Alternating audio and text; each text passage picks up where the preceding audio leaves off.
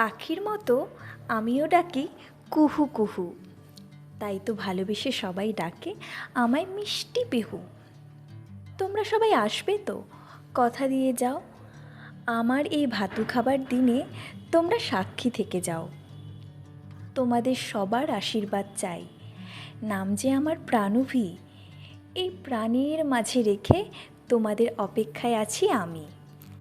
তোমরা দেখেই বুঝতে পারছো এটি একটি অন্নপ্রাশনের অনুষ্ঠান। আর এই যে লাইনগুলো আমি বললাম সবটি কিন্তু আমার লেখা। আর আমার লেখা তো হতেই হবে, কারণ আমার ছোট্ট গটলার অন্নপ্রাশন বলে কথা। আর এই গটলা মানে আমার সেই একমাত্র ভাগ্নি, যাকে আমি আমার মেয়ের মতো ভালোবাসি। বলা যেতে পারে ও আমার মেয়ে। সেই জন্মের সময় প্রথম কোলে নিয়েছিলাম, সে কতটুকু ছিল। দেখতে দেখতে 6টা মাস কী করে পার হয়ে গেল বুঝতেই পারলাম না। এখন এত বড় হয়ে গেছে যে যেন মনে হলো নিমেষের মধ্যে হাসি শিখে গেল, নিমেষের মধ্যে মা বাবা বলতে শিখে গেল, কিছু জিনিস হোল্ড করতে শিখে গেল, বসার চেষ্টাও সে করে।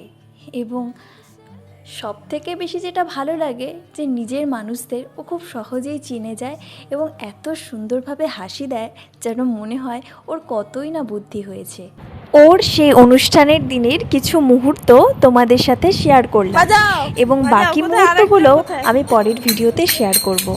আমি অনেক দিন পর তোমাদের সাথে আবারও ভিডিও নিয়ে এসেছি। কিছু তো সমস্যা থাকেই প্রত্যেকটি মানুষের জীবনে, সেই সমস্যাগুলো না হয় নাই বললাম, কিন্তু অনেক দিন পর তোমাদের সাথে ভিডিও শেয়ার করে আমারও খুব ভালো লাগছে।